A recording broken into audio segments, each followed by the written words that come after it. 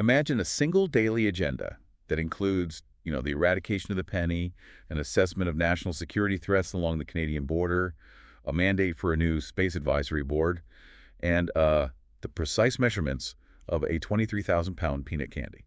Yeah, it sounds completely random. It really does.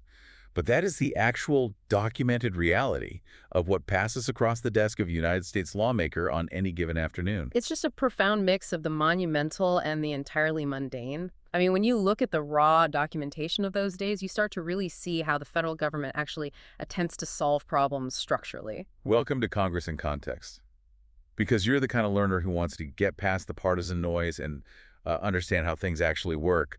We are doing a deep dive into the stack of legislative sources you sent us. Exactly. We're looking at a very specific snapshot in time here. Right, Monday, August 10th, 2026, to see exactly how these bills were built, debated, and queued up. And just a quick housekeeping note before we pull back the curtain on Capitol Hill.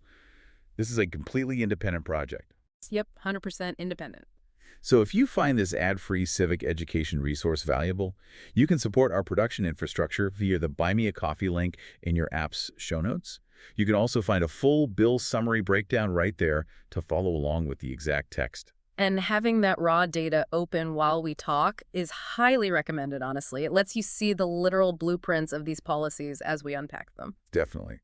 So let's set the scene. It's August 10th, 2026. The House of Representatives meets at 11 a.m. with Speaker pro tempore Virginia Foxx presiding. And the Senate is holding a brief session as well. Right. Congress is pushing through a wave of activity right before a brief August recess. So let's start with something that affects literally every cash transaction in the country, which is Senate Bill 1525, the Common Sense Act. Yeah, this one is huge.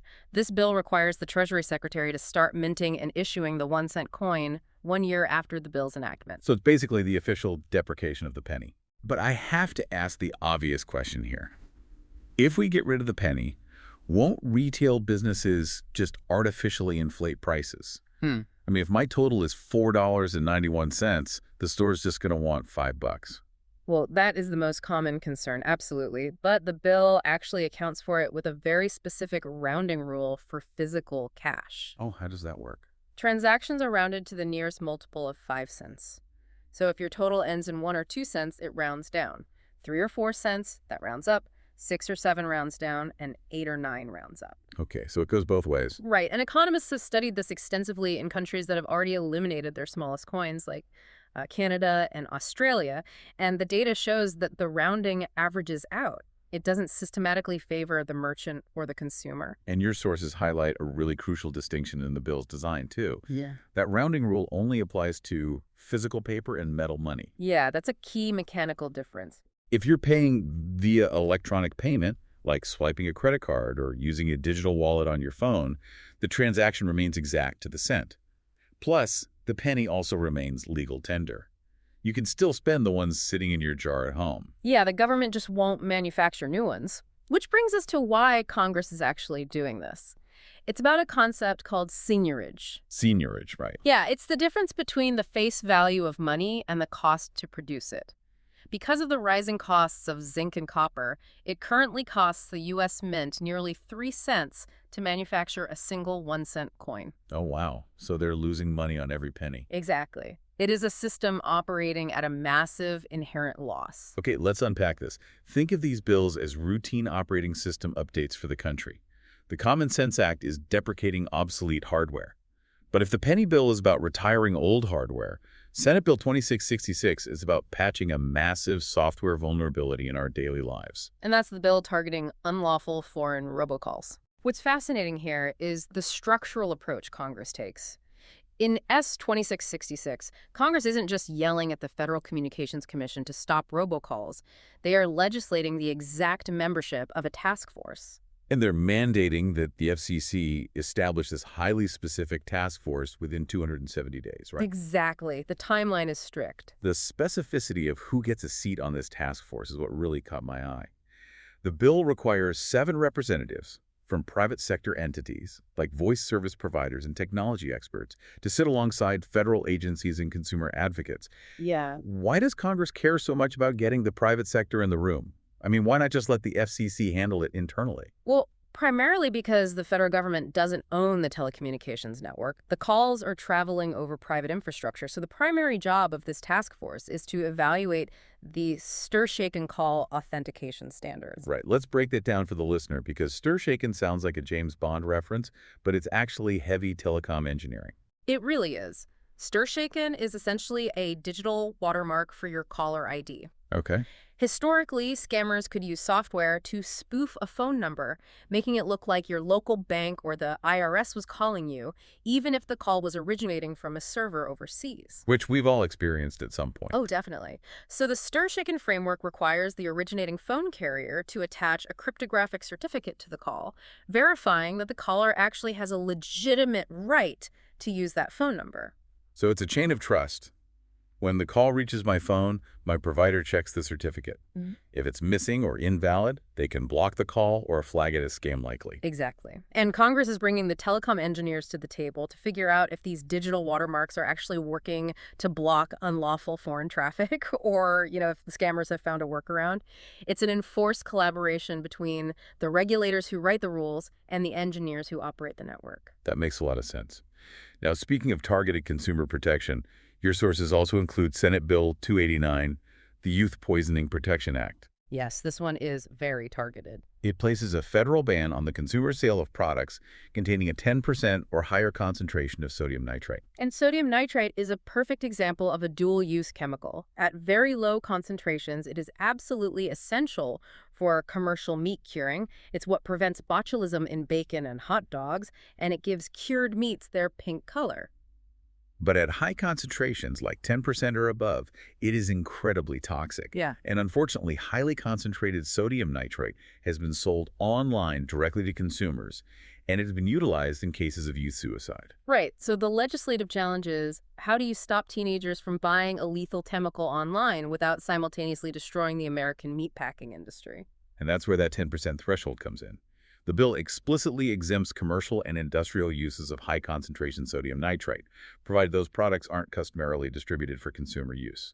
Yeah, they found the exact percentage that separates industrial necessity from consumer danger, and they drew the regulatory line right there. It isolates the vulnerability without breaking the supply chain. Let's shift from consumer goods to the massive apparatus of public health. Your sources include 3 targeted health bills. There's Senate Bill 1838, authorizing the INCLUDE Project for Down Syndrome Research, Senate Bill 494, the National Plan for Epilepsy Act, and Senate Bill 2398, reauthorizing the Kay-Hagan-Tick Act. Yeah, 3 very distinct pieces of public health legislation. My initial thought when reading this was, the National Institutes of Health has a budget of over $40 billion. They already do medical research. Why does Congress need to pass a specific separate law for Down syndrome or epilepsy? If we connect this to the bigger picture, it really comes down to bureaucratic inertia. Right. The NIH and the Department of Health and Human Services are massive ships to steer. I can imagine. So when Congress passes a specific bill, like the INCLUDE Project Act, it acts as a statutory directive.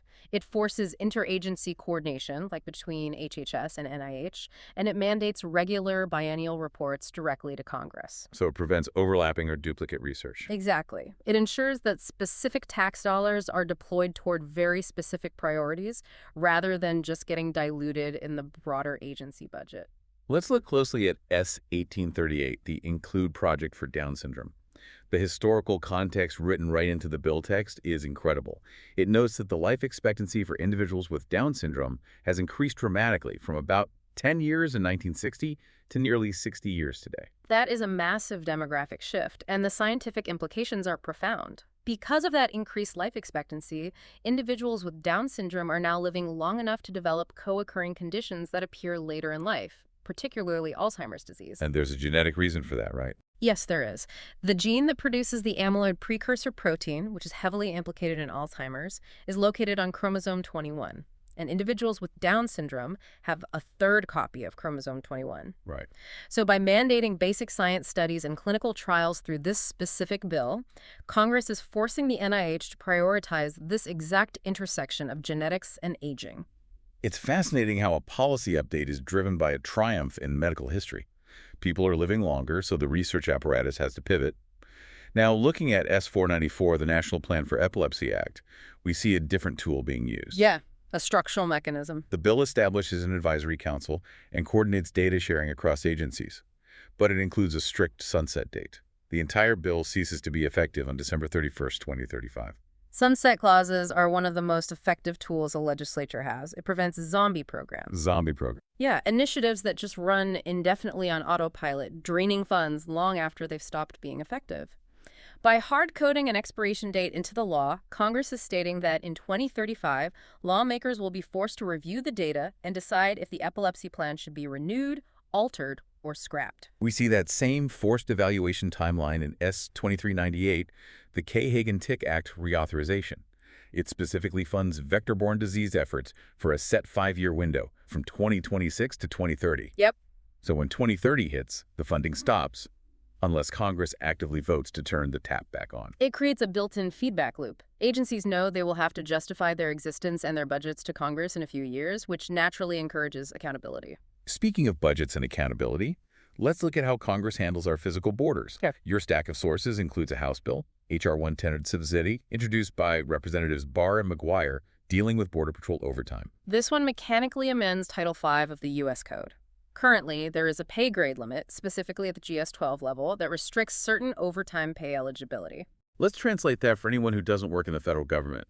What is the GS-12 level? Well, the General Schedule, or GS, is the predominant pay scale for federal employees. It goes from GS-1 up to GS-15. GS-12 is generally a mid to senior level position, often involving supervisory duties or specialized experience. Okay. Under current law, once a Border Patrol agent hits that GS-12 ceiling, their eligibility for certain overtime pay is capped or restricted. Which creates a terrible real-world incentive. You have senior, highly experienced agents on the border, but because of an arbitrary pay cap in the federal code, they might refuse overtime shifts because they aren't being fully compensated for them. Exactly. This bill removes that GS-12 limit, ensuring all Border Patrol agents get equal eligibility for that overtime pay. It removes an artificial bottleneck in the compensation structure to ensure the border is adequately staffed with experienced personnel. Yep, it's a mechanical fix to an operational problem. Now, over on the Senate side, we have S-850, addressing the Northern Border Threat Analysis. It requires the Department of Homeland Security to update its threat analysis for the Canadian border every 3 years, starting in 2025, and provide classified briefings to Congress. Right. Here's where it gets really interesting, though. I noticed a very specific line at the end of this bill. It states that no additional funds are authorized to carry out these provisions. Yeah, that is what's known in policy circles as an unfunded mandate. Congress is establishing performance measures for air and marine operations and demanding new, highly detailed threat analyses. But by explicitly refusing to authorize new money, they are forcing the Department of Homeland Security to cannibalize its existing budget.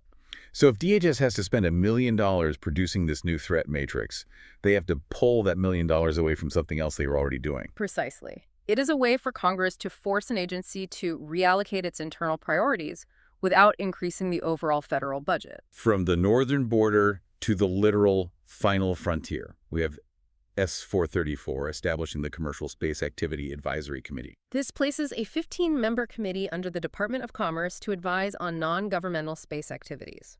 Wait, why the Department of Commerce? When most people think of space, they think of NASA. Because the nature of space exploration has fundamentally shifted. NASA is a scientific and exploratory agency, but companies like SpaceX, Blue Origin, and Rocket Lab are private businesses. Right. They are launching commercial satellites, planning space tourism, and looking at asteroid mining. That makes it an issue of interstate and international commerce. And the sources mention that this committee is tasked with looking at highly technical challenges, specifically spectrum access. Yeah, spectrum access is the invisible real estate of the 21st century. It refers to the radio frequencies used to transmit data. Every time a private company launches a constellation of thousands of satellites to provide global internet, those satellites need dedicated radio frequencies. So they can communicate with the ground without interfering with military communications, airplanes, or your cell phone. Exactly. It's an astronomical traffic control problem.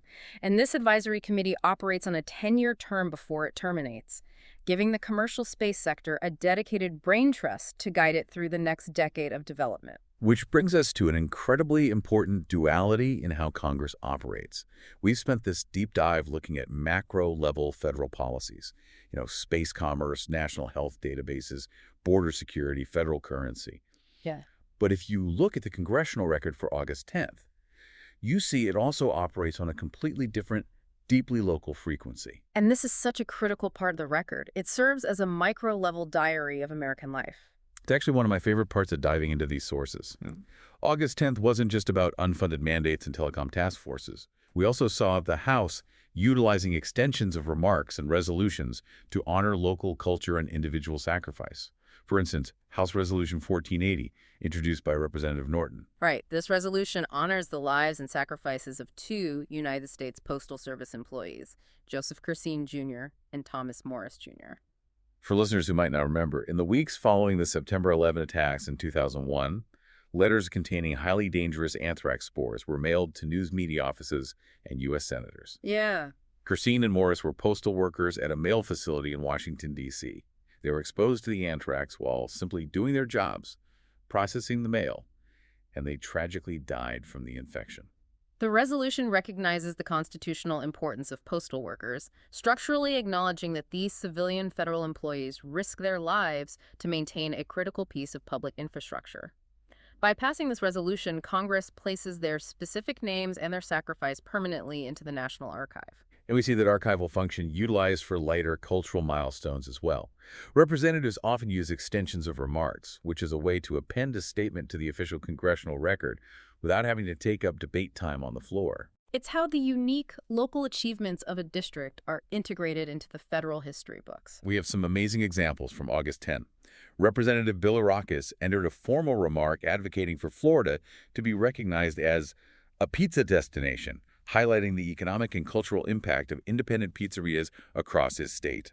And Representative Correa commemorated the Dulces de la Rosa Company. They partnered with local chefs in Santa Ana, California, to create the world's largest marzipan, which is a creme brulee peanut-based confection. Yes, and the precise specifications of that candy were entered into the permanent congressional record, 23,000 pounds and 11.8 feet in diameter. I love that 100 years from now, a historian is going to look at the logs for August 10th, 2026, and find border threat matrices sitting right next to a 23,000-pound peanut candy. We also saw Representative DeGette utilizing the record to honor the legacy and objective integrity of late Colorado journalist Lynn Bartels. This raises an important question regarding the dual responsibilities of a representative. They must navigate macro-level federal mandates while simultaneously acting as the chief archivist and advocate for their district's unique cultural identity and local heroes. They really do have to balance those two incredibly different scales of governance. Both of those functions are essential to the mechanics of representation. So, what does this all mean for the present moment on the legislative calendar? You sent us this stack of bills. Where do they actually sit right now? Well, in the sources you provided, we observed a process known as messages from the Senate. The Senate passed a large batch of bills, including the penny deprecation, the robocall task force, and the Space Committee, and formally sent them over to the House. The text notes that these bills are now held at the desk in the House. For the listener tracking these policies, what does it mean to be mechanically held at the desk? It means they are quite literally sitting in the legislative inbox waiting for someone to hit approve or forward. When both the House and the Senate adjourned on August 10th, they did so for pro forma sessions until Thursday, August 13th. A pro forma session is basically a parliamentary technicality, right? Right. Because the Constitution dictates that neither chamber can adjourn for more than 3 days without the other's consent. Exactly. So to avoid violating the Constitution during a recess, they give gavel in, gavel out sessions, where a few members convene for a few minutes, but no actual legislative business is conducted. They're just keeping the lights on. Precisely. It maintains the legal continuity of the session, so those bills sent over by the Senate remain at the Speaker's desk in a holding pattern. Once the House returns from the August recess and resumes full legislative business, those bills will either be referred to the appropriate House committees for further review, or if there's enough bipartisan agreement, they could be called directly to the floor for a final vote. They are queued up in the system, waiting for the next operational command, which means this is the exact right time for citizens to engage with the process. We want to express our deepest gratitude to you for joining us on this civic education deep dive and for sending over these incredibly varied sources. It really is a fascinating cross-section of policy. It is. And remember, to keep this resource ad-free and sustainable, you can support our production via the Buy Me a Coffee link in the episode description. Because understanding the law is only the first step. The second step is participation. Absolutely. You can use resources like congress.gov. It is an incredibly powerful free database. You can type in the exact text of the bills we unpack today, whether that's SWIN 225 regarding the 1-cent coin or HR 11070 concerning Border Patrol overtime. You can read the text, see exactly who sponsored it, and track its progress. Tracking these bills from the desk to the committee room to the floor is how you observe governance in real time. And we highly encourage you to contact your local representatives to voice your perspective on these pending bills. Keep an eye on upcoming committee hearings. Democracy isn't a spectator sport. The system relies on the users actively participating beyond just Election Day. As we log off today, I want to leave you with a final thought to ponder. We discussed how the Common Sense Act phases out the production of the penny because the physical cost of the metal has outpaced its economic utility. Right. If the 1-cent coin is currently on the chopping block due to changing economic mechanics, what other physical mainstays of our daily infrastructure, things we touch and use every single day, might Congress have to mechanically legislate out of existence over the next decade as we move further into a digital economy? That is a great question. It makes you look at the physical objects in your pocket and on your desk a little differently. Until next time, keep digging into the sources and keep questioning how the machinery of our government works.